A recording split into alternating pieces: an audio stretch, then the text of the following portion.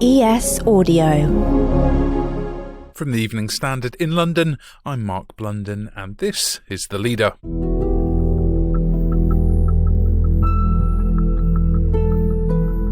The accused minister had previously committed predatory behaviour, but he promoted him to a position of power anyway. Why? That's Labour leader Keir Starmer setting out the crux of the latest accusations against Boris Johnson at Prime Minister's questions. And the resignations are coming thick and fast, topping off a tumultuous 24 hours for the PM, which began after Rishi Sunak quit as Chancellor of the Exchequer, along with Health Secretary Sajid Javid. Treading the tightrope between loyalty and integrity has become impossible in recent months.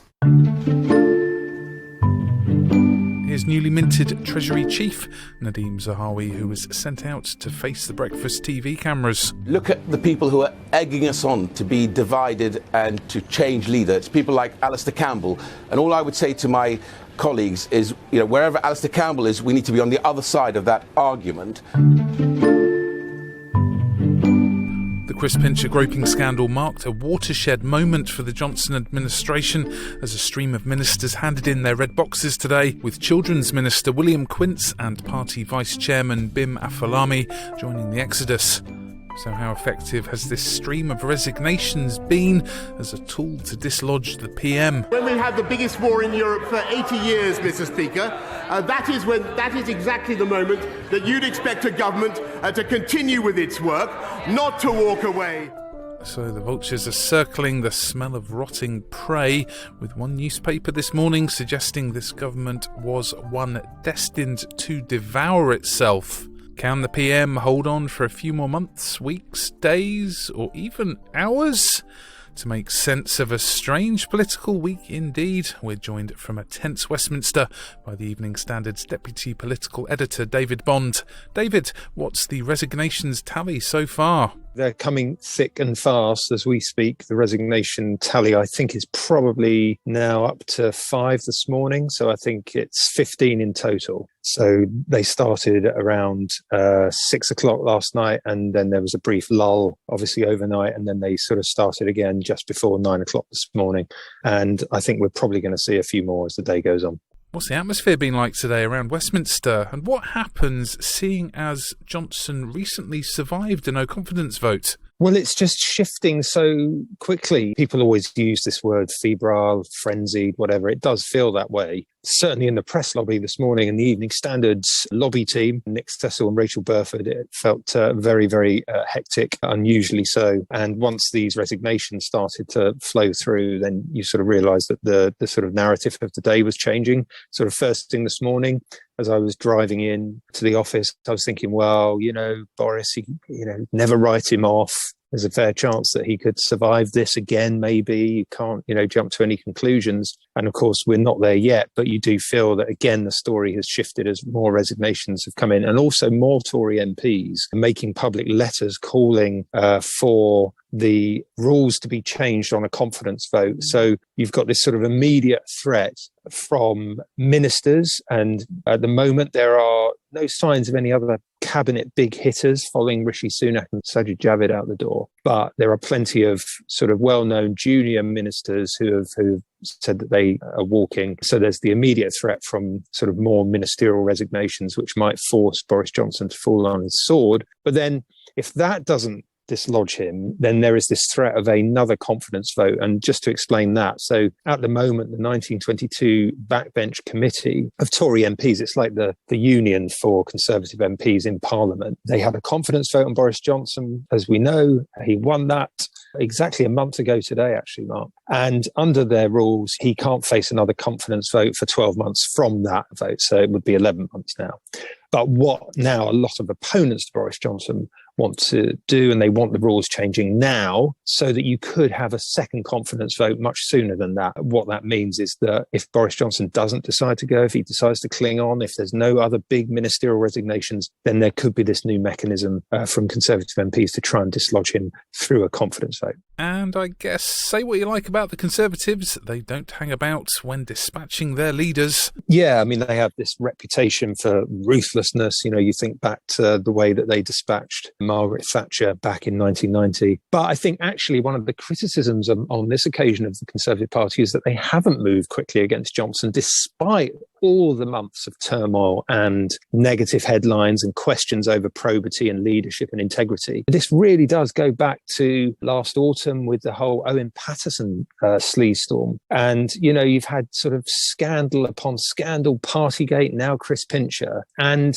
there are those who actually think, well, you know, the Conservative Party hasn't moved as ruthlessly as it has done in the past. But no, you're right. Now, once you sense that the balance is shifting, you could see things develop quite quickly. I mean, there are sort of rumours as I was coming down to talk to you that perhaps a delegation from the men in grey suits, the grandees of the Tory party who lead that 1922 committee, could go and see Boris Johnson at Downing Street today and say, look, the game's up. So things could now move very quickly. But again, things are shifting so fast that you couldn't rule out there being a sort of another shift in this drama. Who are the Johnson ultras? We're looking at you, Nadine Dorries. And who are the runners and riders tipped to succeed Boris Johnson? If you're looking for the most loyal members of the Boris Johnson government, well, you've already mentioned Nadine Dorries there, who was, again, the first out on Twitter to say that Boris Johnson 100% had her support. But also yesterday, Jacob Rees-Mogg, of course, Brexit Opportunities Minister, who was sent out onto the airwaves to, again, defend him.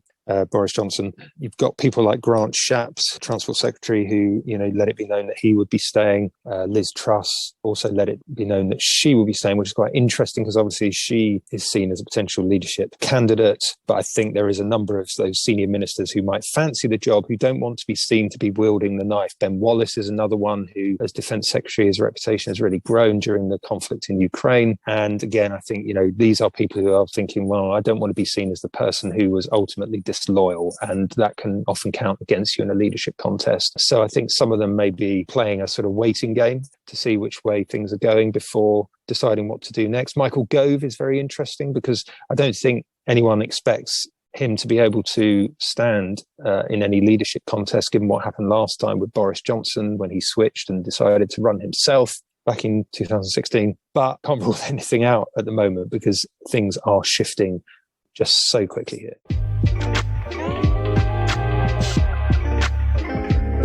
Let's go to the ads. Please do stay there to hear about the tricks Number 10's deployed to try and reclaim the narrative. And could the Pincher scandal prove one embarrassment too far for Conservative grandees? Why not hit rate and follow in the meantime?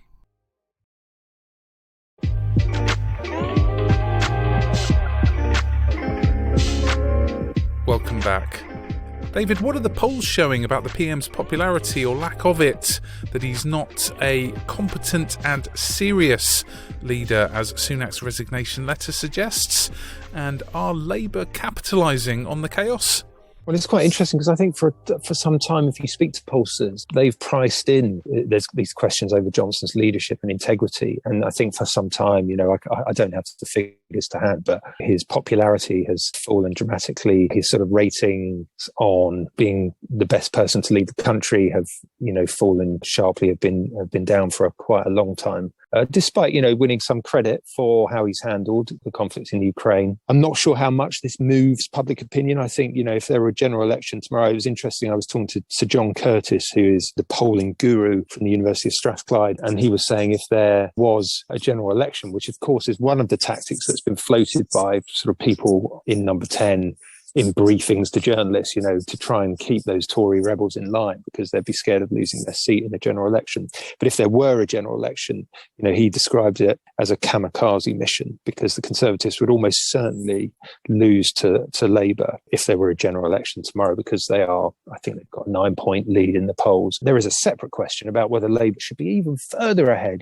These questions about whether Keir Starmer has broken through and whether he's really offering the policy agenda which is necessary for a government in waiting. It's probably just too soon for them to be there. But arguably, given everything that we've witnessed over the last few months, you would expect them to be way further ahead in the polls, and they're not. So a sense that the public, perhaps, they don't like Johnson. They don't like what's happening, particularly on the cost of living crisis, which is the thing most people are concerned about if you look at the polls. But they're also not entirely convinced that Starmer is the alternative. How much do you think the Pincher affair has proved a pivotal moment for Johnson's undoing?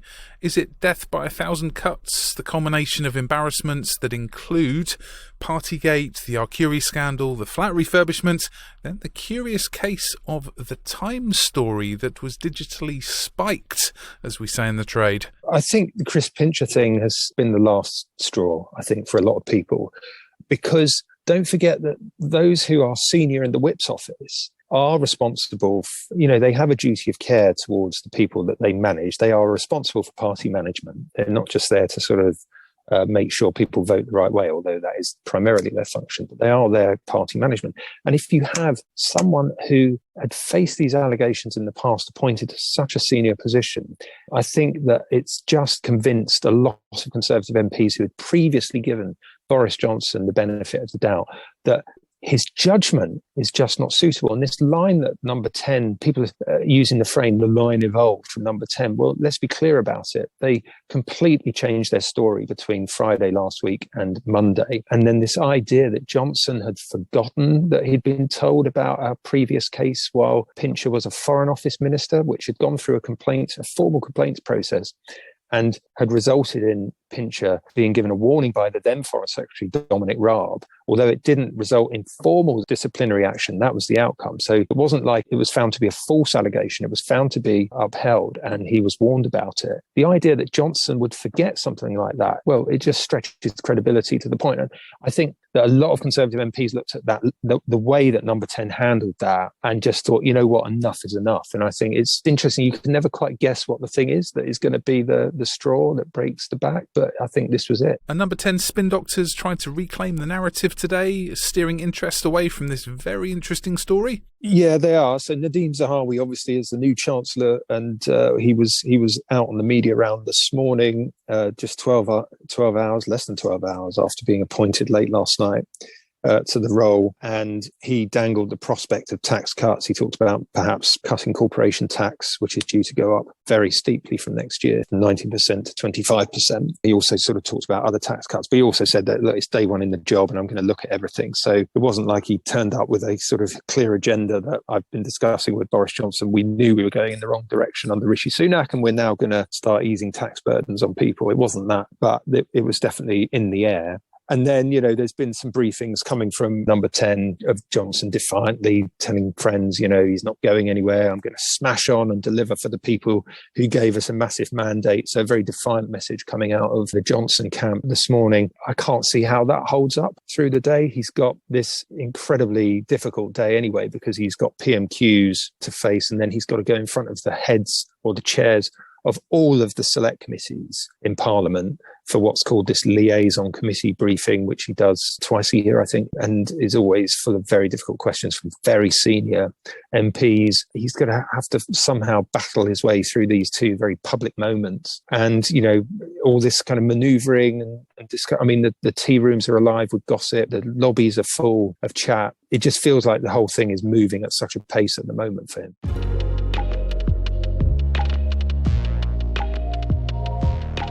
There's more on this story in the Evening Standard newspaper and online at standard.co.uk. That's The Leader. We're back on Thursday at 4 p.m.